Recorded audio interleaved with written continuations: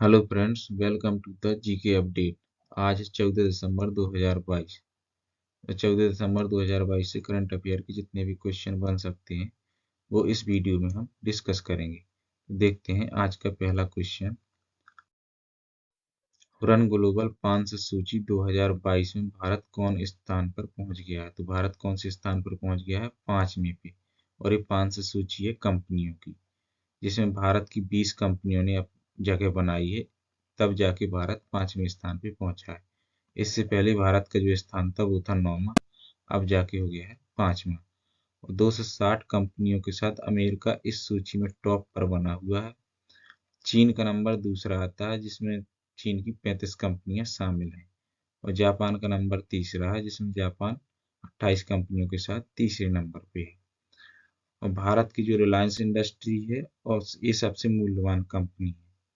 इसके बाद टाटा कंसल्टेंसी और एचडीएफसी का स्थान आता है। रिलायंस इंडस्ट्री और टाटा कंसल्टेंसी सर्विसेज 100 की सूची में जगह पाने वाली सिर्फ 2 कंपनियां हैं। अगला क्वेश्चन देखेंगे। अपना जलवायु परिवर्तन मिशन शुरू करने वाला देश का पहला राज्य कौन बन गया है? तो अपना जलवायु परिवर्तन मिशन किसने शुरू किया है? ये किया है तमिलनाडु ने। तमिलनाडु को स्मार्ट राज्य बनाने के लिए यहाँ के मुख्यमंत्री ने तमिलनाडु वो जलवायु परिवर्तन मिशन का शुभारंभ किया है। और तमिलनाडु सरकार ने राज्य के प्राकृतिक संसाधनों की रक्षा के लिए इस मिशन की शुरुआत की है।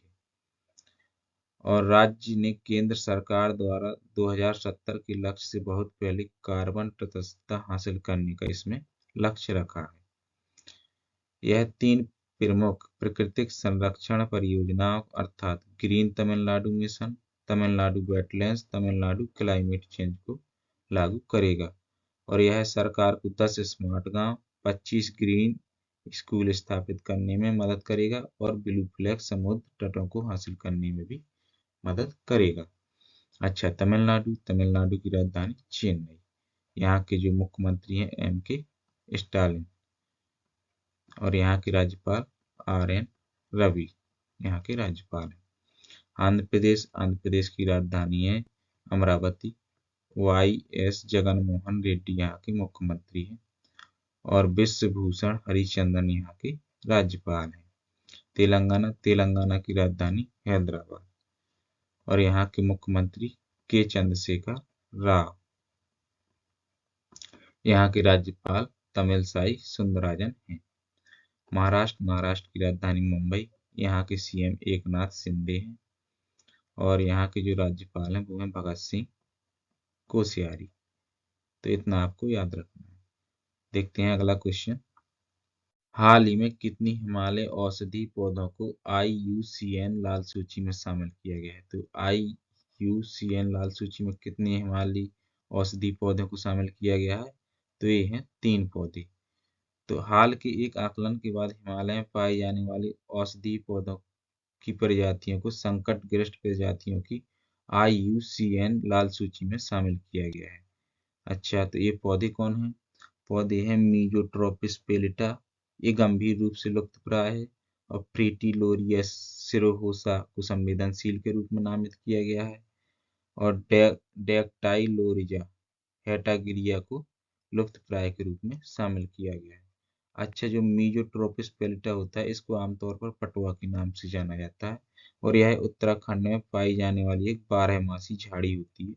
वनों की कटाई, आवास विखंडन और जंगल की आग इस प्रजाति के लिए मुख्य खतरा है। फ्रिटिलारियस सिरोसा यह एक 12मासी बल्बनुमा जड़ी बूटी है।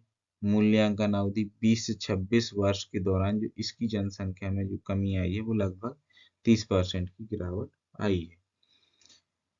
फ्रिटिलारियस सिरोसा का उपयोग चीन में ब्रोंकियल रोग और निमोनिया के इलाज के लिए करते हैं। टाइलोरिया हेटागिरिया अफगानिस्तान, भूटान, चीन और भारत के हिमालयी पर्वतमाला और हिंदू कुश का एक 12मासी कंद प्रजाति है। तो इतना आपको याद रखना है। आगे देखेंगे अगला क्वेश्चन। हाल ही में मनु भाकर ने नेशनल शूटिंग चैंपियनशिप में कौन सा पदक जीता है? तो इन्होंने कौन सा पदक जीता है? इन्होंने जीता है स्वर्ण पदक। मनु भाकर ने भोपाल में राष्ट्रीय निशानेबाजी चैंपियनशिप की 10 मीटर पिस्टल जूनियर महिला स्पर्धा में स्वर्ण पदक जीता है। अच्छा, इन्होंने 65वें संस्करण में हरियाणा का प्रतिनिधित्व किया है।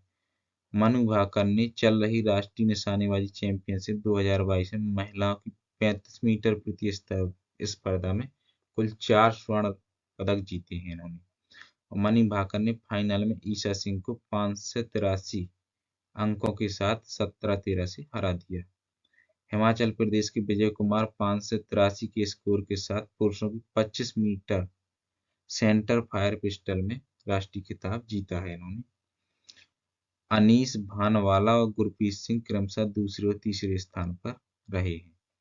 शूटिंग से संबंधित जो शब्द हैं वो हैं airgun, bore, range, bull, bunker, double trap, of hand, trap, free pistol.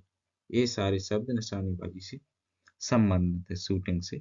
अगला क्वेश्चन, सरकार ने कला संस्कृति और शिल्प के विकास के लिए कितने क्षेत्रीय सांस्कृतिक केंद्र स्थापित किए हैं? तो कितने सांस्कृतिक केंद्र स्थापित किए हैं? तो सरकार ने 7 सांस्कृतिक केंद्र स्थापित किए हैं।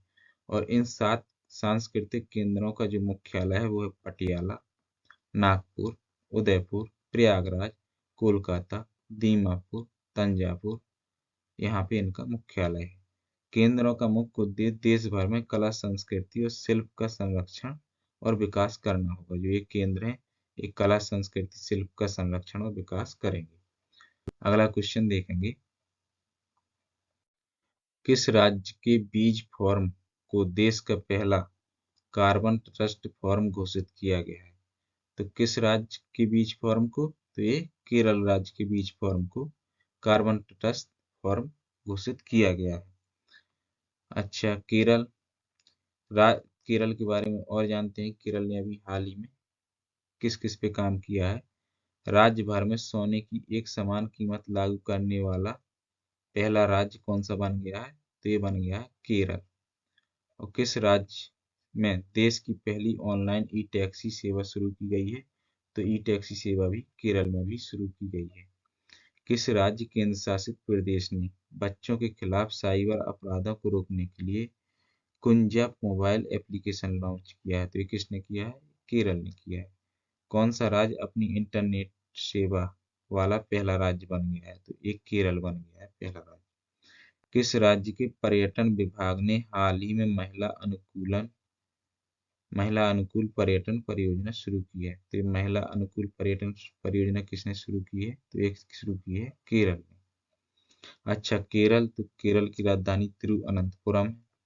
और यहाँ के जो मुख्यमंत्री हैं वो पिनराई विजयन है। यहाँ के जो राज्यपाल हैं आरिफ मोहम्मद खान यहाँ के राज्यपाल हैं। पंजाब की राजधानी है चंडीगढ़। यहाँ के जो मुख्यमंत्री हैं वो भगवंत मान।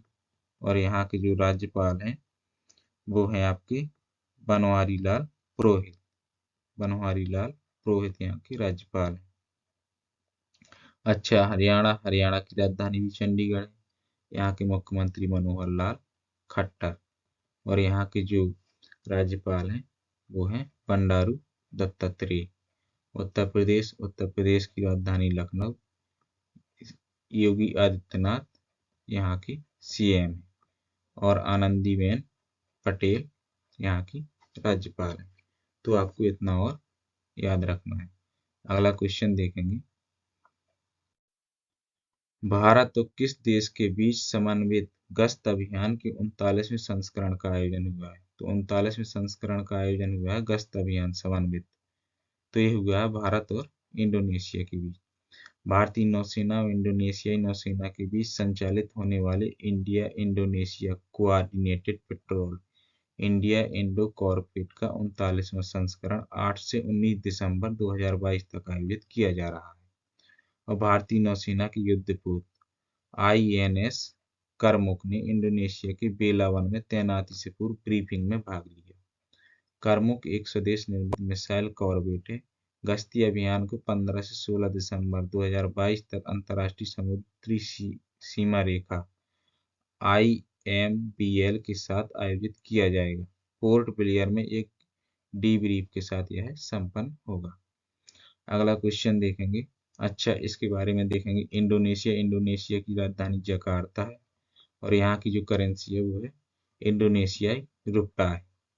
अच्छा, श्रीलंका की राजधानी कोलंबो, इसकी एक दूसरी राजधानी भी है श्री जयवर्धनेपुरम कोट्टे, और यहाँ की जो मुद्रा है वो श्रीलंकाई रुपी यहाँ की मुद्रा है। बांग्लादेश ढाका है और यहाँ की जो मुद्रा है वो टका है। सिंगापुर की राजधानी सिंगापुर सिटी, यहाँ की मुद्रा सिंगापुर डॉलर, तो यहाँ की मुद्रा सिंगापुर डॉलर है। अगला क्वेश्चन देखेंगे। किसने वाराणसी में महाकवि सुब्रमण्यम भारथियार प्रतिमा का अनावरण किया है? तो इस सुब्रमण्यम भारथियार प्रतिमा का अनावरण किसने किया है? तो ये किया है तमिलनाडु के मुख्यमंत्री M.K. स्टालिन ने। तमिलनाडु के मुख्यमंत्री M.K. स्टालिन ने महाकवि सुब्रमण्यम भारथियार की 141वीं जयंती पर उनकी प्रतिमा का अनावरण किया है। उन्होंने भारथियार की शताब्दी पर एक स्मारिका का भी विमोचन किया है। अच्छा, सी सुब्रमण्यम भारथियार के बारे में कुछ तथ्य हैं। यह तमिलनाडु के एक स्वतंत्रता सेनानी, एक कवि और समाज सुधारक थे। उन्हें महाकवि भारथियार के नाम से जाना जाता है और इनका जो जन्म है वो है 11 दिसंबर 1882 को तमिलनाडु में हुआ था। उन्हें भारत के महानतम कवियों में से एक माना जाता है। ये भारत के महानतम कवियों में से एक थे। इनकी रचनाएं हैं कुछ कन्नन पट्टू, नीलावम, बनमिनम, कत्रुम और पांचाली सप्तम कुयल पट्टू, ये इनकी रचनाएं हैं। तो इतना आपको याद रखना है।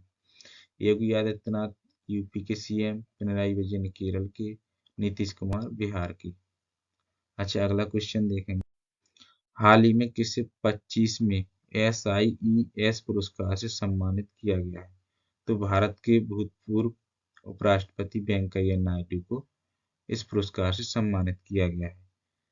SIES सार्वजनिक नेतृत्व के लिए पूर्व उपराष्ट्रपति M वेंकैया नायडू को 25वां श्री चंद्रशेखरेंद्र सरस्वती राष्ट्रीय श्रेष्ठता पुरस्कार SIES दिया गया है।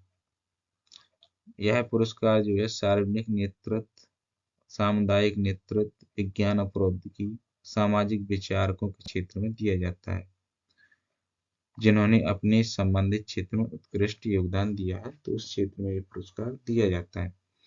अच्छा, पुरस्कार में 2.5 लाख की नगद पुरस्कार होता है, एक प्रशस्ति पत्र होता है, एक सजावटी दीपक, एक स्क्रॉल शामिल होता है इसमें। अगला क्वेश्चन देखेंगे। अच्छा, इसमें जी किशन रेड्डी टूरिज्म मिनिस्टर है, गजेंद्र सिंह शेखावत जल शक्ति मिनिस्टर है। अगला क्वेश्चन देखेंगे। में किसने सर्वोच्च न्यायालय के न्यायाधीश के रूप में शपथ ली है? तो यह न्यायाधीश दीपांकर दत्ता, इन्होंने अभी सर्वोच्च न्यायालय के न्यायाधीश के रूप में शपथ ली है।